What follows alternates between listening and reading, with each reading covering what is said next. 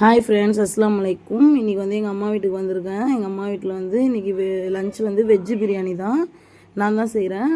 என்னடா வெஜ்ஜுன்னு சொல்லி நினைக்காதீங்க, வெஜ்ஜு பிரியர்களுக்காக இன்றைக்கி வெஜ்ஜு பிரியாணி ஸ்பெஷல் போடுறேன்.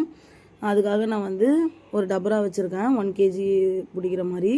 அதுக்கப்புறம் நான் அதில் வந்து 200 கிராம் ஆயில் போட்டுக்கிட்டேன். 1 kgக்கு 200 gram oil, 400 gram onion, 400 gram tomato, அரைக்கட்டு புதினா, அரைக்கட்டு கொத்தமல்லி, 6 பச்சை மிளகா கரெக்டாக இருக்கும். அது 1 by 1 ஃபஸ்ட்டு ஆயிலில் வந்து பட்டை, கிராம்பு, ஏலக்காய் வந்து ஒரு 10 கிராம் போட்டு நல்லா வதக்கிடுங்க.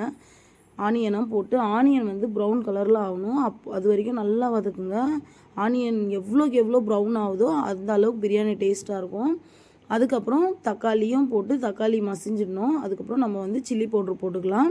சில்லி பவுட்ரு வந்து 2லேருந்து 3 ஸ்பூன் போடுங்க. அதாவது 8லேருந்து 12 கிராம் வரைக்கும் போடலாம். ஸோ 2லேருந்து 3 ஸ்பூன் கரெக்டாக இருக்கும். அதையும் போட்டுட்டு அதுக்கப்புறம் இஞ்சி பூண்டு வந்து 3 டேபிள் ஸ்பூன் போடுங்க. அது வந்து கரெக்டாக இருக்கும். ஒரு 30லேருந்து 45 கிராம்ஸ்.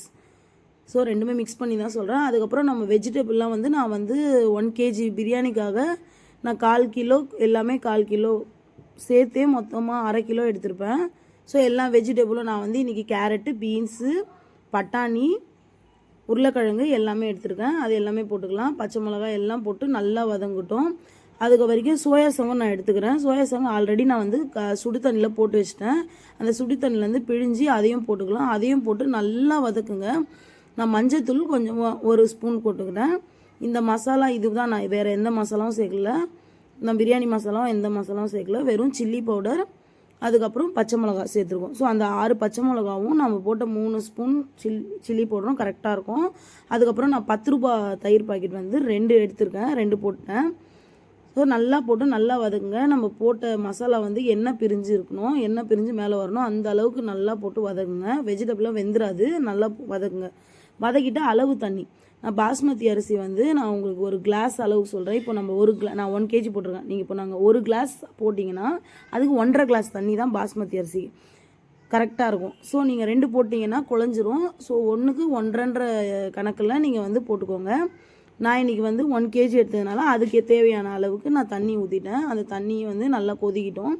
நல்லா கொதிச்சப்புறம் கொஞ்சம் நேரம் மூடி வச்சுருங்க. கொதிச்சப்புறம் உப்பும் போட்டுக்கணும். உப்பும் போட்டுட்டு டேஸ்ட் பண்ணி பாருங்கள். காரம், உப்பு எல்லாமே கரெக்டாக இருந்துச்சுன்னா அதுக்கப்புறம் அரிசியை போடுங்க. அரிசி வந்து சீக்கிரமாக ஊற வச்சிடாதீங்க. நீங்கள் வெங்காயம், தக்காளி எல்லாம் கட் பண்ணிவிட்டு வதக்கும் போது தான் ஊற வைக்கணும். அதுக்கு முன்னாடியே ஊற வச்சிடாதீங்க, அப்புறம் அரிசியெல்லாம் உடஞ்சிரும். அதுக்கப்புறம் நல்லா தண்ணி கொதிச்சப்புறம் நம்ம எல்லா அரிசியும் போட்டுட்டு அதுக்கப்புறம் ஒரு வாட்டி மறுபடியும் செக் பண்ணலாம் உப்பு, காரம் எல்லாமே. ஸோ எனக்கு கொஞ்சம் பத்தலை, நான் அப்புறமா கொஞ்சம் போட்டேன். கொஞ்சம் உப்பு வந்து எக்ஸ்ட்ரா இருக்கிற மாதிரி இருக்கணும். கரெக்டாக இருக்கிற மாதிரி இருந்துச்சுன்னா அரிசி வெந்து வரும்போது சரியாக இருக்காது. எக்ஸ்ட்ரா உப்பு வாயில் வச்சா கறிக்கணும், அந்த மாதிரி இருக்கணும். ஸோ அந்த மாதிரி இருந்தோடனே க்ளோஸ் பண்ணி வச்சுட்டு கொஞ்சம் நேரம் வச்சிடலாம். அதுக்கப்புறம் அரிசியும் தண்ணியும் ஈக்குவலாக வந்த அப்புறம் நீங்கள் என்ன பண்ணுங்கள், ஒரு லெமனை வந்து பிழிஞ்சு விட்டுருங்க. அதோட சீட்லாம் எடுத்துகிட்டு பிழிஞ்சு விட்டுட்டு அதுக்கப்புறம் ஒரே ஒரு வாட்டி லைட்டாக கிண்டிட்டு, நம்ம ரொம்ப கிண்டக்கூடாது, ரைஸ் போட்ட அப்புறம் லைட்டாக கிண்டிட்டு நான் இதில் வந்து கேசரி பவுட்ரு, எந்த கலரோ எந்த மசாலாவோ, பிரியாணி மசாலா, எந்த அஜினமோட்டோ எதுவும் யூஸ் பண்ணல. சீரியஸாக சொல்கிறேன், பிரியாணி வந்து சூப்பராக இருந்துச்சு. நான் சீரியஸாகவே சொல்கிறேன்.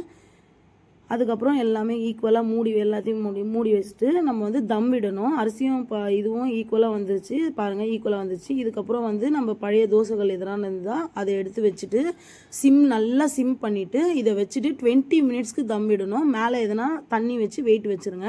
இப்போ சைட்லேருந்து ஆவி போகாது. ஸோ உள்ளே நல்லா தம் கொட்டும். இங்கே பாருங்கள், தம்மை உடச்சி காட்டுறேன் எப்படி இருக்குன்னு சொல்லி.